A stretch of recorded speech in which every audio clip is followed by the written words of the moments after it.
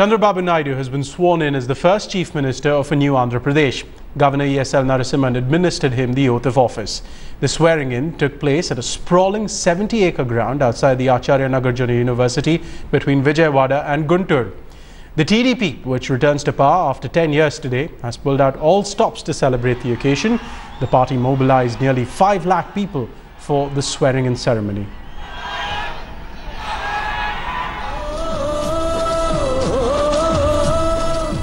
Rahul Kawal and T.S. Sudhir are live with us for more on this story. Rahul, quite a celebration, not as boisterous, you could say, as what we saw in Hyderabad about a week ago, but colourful and ostentatious nonetheless. Oh, absolutely. 5 lakh people gathered at the ground behind me where Chandrababu Naidu took the oath of office. L.K. Advani, Rajnath Singh, several of the senior NDA leaders, chief ministers like Vasundhara Raje Scindia, Raman Singh, all came to attend. I've got headlines today's editor South, T.S. Sudhir with me. Chandrababu Naidu has just finished speaking, Sudhir, and one of the things that we discussed that he said was about farm loan waiver. Tell our viewers, what else is he announced in his first speech? Well, the 5 files that he has talked about, one of course is the farm loan waiver, which is going to be a huge component. 54,000 crore rupees is what is going to be waived off by the new government of Andhra Pradesh. He has abolished all belt shops, liquor shops, which is a major concern, especially for the women folk. He has increased the retirement age. He has also increased the pension amount for the elderly and for the women. So basically, a lot of welfare measures, because he was facing the criticism during his tenure in 9 years between 95 and 2004 that he was the darling of the industry.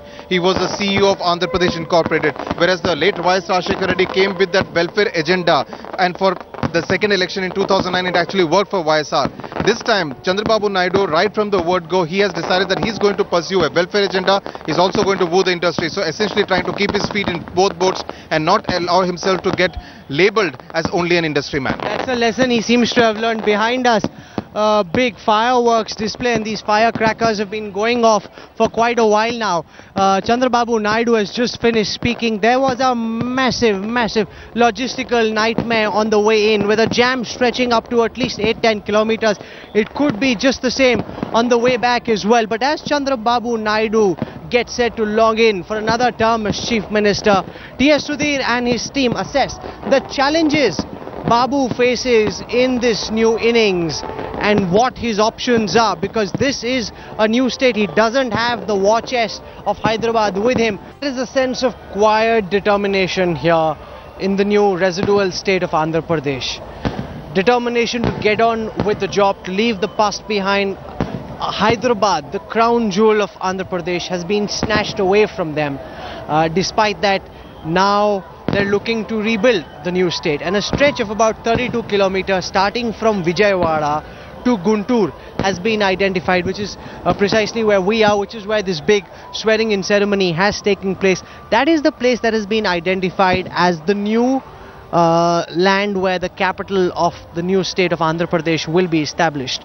Here's a report on how there's a massive spurt in realty prices over here. Lots of people diving in the hope of making a killing as Andhra Pradesh gets set to form a new capital.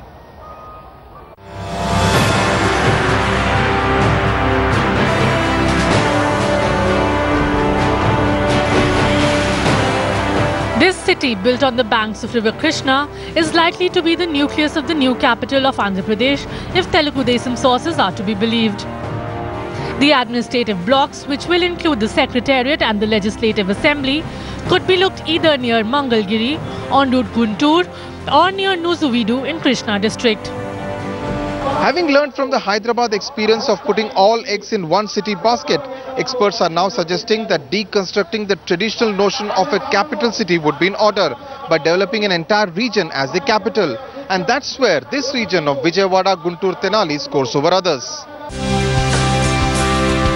Having learned from the Hyderabad experience of putting all eggs in one city basket, experts are now suggesting that deconstructing the traditional notion of a capital city would be in order by projecting a region as a capital. And here, Vijayawada, Guntur, Tenali region scores over others.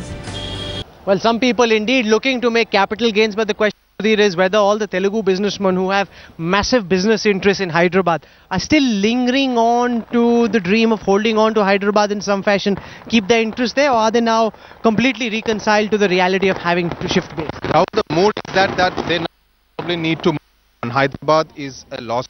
They tried their best to prevent the bifurcation of Andhra Pradesh, but now that Hyderabad is now permanently part of Telangana, they are going to have it as a shared capital for a period of only a decade. But they now want to move on. Also because they are not very sure about how the future government of Telangana will actually treat the industrialists.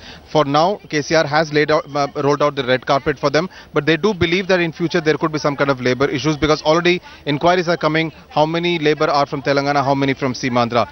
Here they want to actually go back to the roots. So what we could actually see, Rahul, is that the future investment from many of the Seemandhra industrialists would be in Seemandhra, in their native districts, and they would want to kind of contribute. Many NRIs are actually coming back, inquiring about what they could do in their districts, make some future investment. What Chandrababu Naidu is trying to do is invoke Telugu pride in the manner in which Narendra Modi invoked Gujarati Asmita.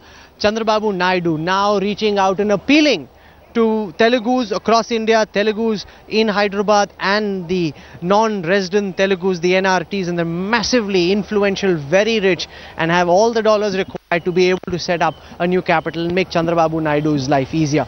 As we drove in from Vijayawada towards Guntur on this stretch, there were big hoardings which said Babu is back, Naidu logs in. This is a big moment for Chandrababu Naidu, and earlier I caught up with the new Chief Minister of Andhra Pradesh and he spells out his plans for his new state. This is a Headlines Today exclusive. The man himself, the man for whom this massive celebration was organized, and the man who's now got the challenge of trying to redevelop. Chandrababu Naidu there sounding like Santa Claus in Christmas, coming early for the people of Andhra Pradesh. He's made this huge dhobi list of promises, all of which require money to be spent at a time when Modi is saying no doles, no entitlements, no freebies. How will he reconcile and how will he fulfill this promise when he has a deficit budget? Well, he does hope that he will receive some kind of generous aid from the NDA government. That's one of his major... That will set a wrong precedent and everybody will ask Modi for the same. Absolutely. So his major hope is that many of these industrialists will actually come in. This show was essentially to show to the people that brand Andhra Pradesh is alive and kicking, and they should come here and invest. And he hopes that with some kind of tinkering, with some clever financial management, he would be able to raise the funds with which to fund the welfare agenda, because he knows that if he does not also follow the path of a welfare agenda, what happened in 2004 could actually have come to haunt him again in 2019. He realizes that Y.S. Jagannath Reddy, who is going to be the leader of the opposition, will follow the welfare agenda path, probably a very liberal policy in terms of welfare measures, promises, etc. He will need to promise the dole, so he will need to keep to the welfare agenda and get those funds, whether it is from private funds or whether from industrialists or in terms of donations. Already the Seemandhra state has said that people should actually contribute to the building of the new state of Andhra Pradesh. So that's where individuals, corporates, Government of India, everyone being asked to contribute in a big way. Well, this has undoubtedly been a big show of strength by Chandrababu Naidu. The real challenges have only just begun of translating all those promises into reality. He's got one foot in the development corporate agenda. He's got his other foot firmly planted in the welfare agenda. He's not giving up on either. That's Babu 2.0, new, different from the one that got voted out 10 years ago. This is where we wrap up our special broadcast from the new capital, or the to-be capital of the new state of Andhra Pradesh.